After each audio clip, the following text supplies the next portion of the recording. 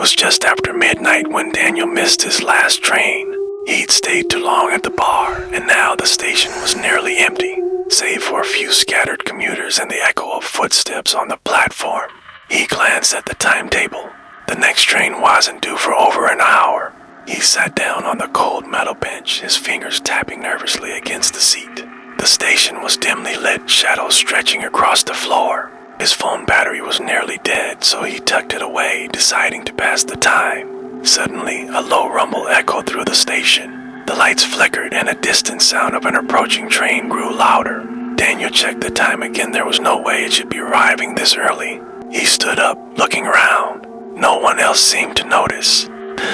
Platform was still nearly empty, one except for a single figure sitting at the far end, hunched over, obscured in shadow. The train doors opened with a hiss, but it wasn't like any train Daniel had ever seen. The metallic gleam of the train's body was dark to dark, like it was absorbing the surrounding light. The windows were completely black, and he could make out no signs of passengers inside. A chill ran down his spine. The figure at the far end of the platform stirred, slowly standing up and walking toward the train. Its footsteps were slow and deliberate, like it was dragging something behind it. Daniel took a step back, unsure of what was happening. The train door slid open and the figure, a man in a long coat, stepped inside without hesitation. He turned to face Daniel, his eyes hidden behind a wide-brimmed hat. "Are you coming?" the man asked, his voice low, almost a whisper. Daniel's heart raced. He couldn't explain why, but something about the man's voice made him feel sick. It was as though the words weren't meant for him. They were meant for someone else. "No," Daniel stammered, shaking his head. "I know. I'm waiting for the next train." The man nodded slowly. He stepped into the train, and the doors closed behind him with a soft thud. Daniel stood there, frozen, watching the train as it began to pull away. But as it did, something caught his eye.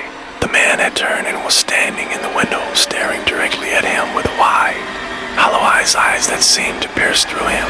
The train didn't make a sound as it moved. It was as if the world had swallowed it whole, leaving only the empty platform and the fading echo of its rival. Daniel watched it until it vanished into the darkness, the air heavy and still.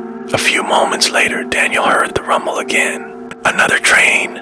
It was far too soon. He checked his watch, his pulse quickening. The time hadn't changed. It was still well before the next scheduled train. Before he could react, the sound of screeching metal echoed through the station. The lights flickered once more, and a new train appeared on the tracks. This one was even darker than the last, its body slick with a shadow that seemed to leak out of the train itself. It stopped at the platform, and the doors opened.